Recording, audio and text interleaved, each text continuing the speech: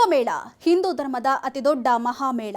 ಈ ಮಹಾಕುಂಭ ಮೇಳವನ್ನ ಭಾರತದ 4 ಪವಿತ್ರ ನಗರಗಳಾದ ಪ್ರಯಾಗ್ರಾಜ್, ಹರಿದ್ವಾರ, ಉಜ್ಜಯಿನಿ ಮತ್ತು ನಾಸಿಕ್ಗಳಲ್ಲಿ ಪ್ರತಿ 12 ವರ್ಷಗಳಿಗೊಮ್ಮೆ ನಡೆಯುವಂತಹ ಆಧ್ಯಾತ್ಮಿಕ ಸಭೆಯಾಗಿದ್ದು, ಹಿಂದೂಗಳ ಏಕತೆಯನ್ನ ಸಾರುವುದೇ ಈ ಕುಂಭಮೇಳದ ಮುಖ್ಯ ಉದ್ದೇಶವಾಗಿದೆ.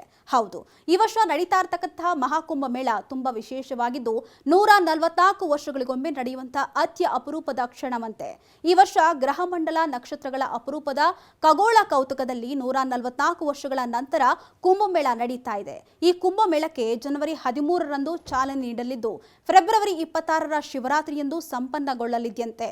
ಇನ್ನು ಈ ಕುಂಭಮೇಳಕ್ಕೆ ಬಂದವರು ತ್ರಿವೇಣಿ ಸಂಗಮದಲ್ಲಿ ಪವಿತ್ರ ಸ್ನಾನ ಮಾಡಿದರೆ ಪಾಪಗಳೆಲ್ಲವೂ ಕಳೆದು ಹೋಗಿ ಮೋಕ್ಷ ಪ್ರಾಪ್ತಿಯಾಗುತ್ತೆ ಎನ್ನುವುದು ನಂಬಿಕೆ. ಹೀಗಾಗಿ ಈ ಕುಂಭಮೇಳಕ್ಕೆ ಜಗತ್ತಿನ ವಿವಿಧೆಡೆಯಿಂದ ಕೋಟ್ಯಾಂತರ ಭಕ್ತರು, ಸಾಧು ಸಂತರು, ನಾಗ ಸಾಧುಗಳು, ಅಘೋರಿಗಳು, ಜ್ಯೋತಿಷಿಗಳು, ಅಖಾಡಗಳ ಮುಖಂಡರುಗಳು, ರಾಜಕೀಯ ನಾಯಕರು, ಸಿನಿಮಾ ನಾಯಕ ನಟಿಯರು ಸೇರಿದಂತೆ ಒಟ್ಟು 40 ಕೋಟಿಯಷ್ಟು ಭಕ್ತರು ಸೇರುವಂತಹ ಸಾಧ್ಯತೆ ಇದೆಯಂತೆ.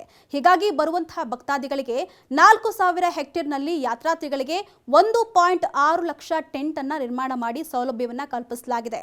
ಇನ್ನು ಕುಂಭಮೇಳಕ್ಕೆ ಬಂದಂತಹ ಜ್ಯೋತಿಷಿಗಳು ಹಾಗೂ ಅಖಾಡ ಮುಖಂಡರುಗಳು ಸೇರಿ ಗುರುಗ್ರಹ ಮತ್ತು ಸೂರ್ಯನ ಸ್ಥಾನವನ್ನ ಪರಿಶೀಲಿಸಿ ಕುಂಭಮೇಳ ನಡೆಯುವಂತಹ ಸ್ಥಳ ಮತ್ತು ದಿನಾಂಕವನ್ನ ನಿರ್ಧರಿಸಲಿದ್ದಾರಂತೆ. ಒಟ್ಟು ಈ ಕುಂಭಮೇಳ 44 ದಿನಗಳ ಕಾಲ ನಡೆಯಲಿದೆಯಂತೆ.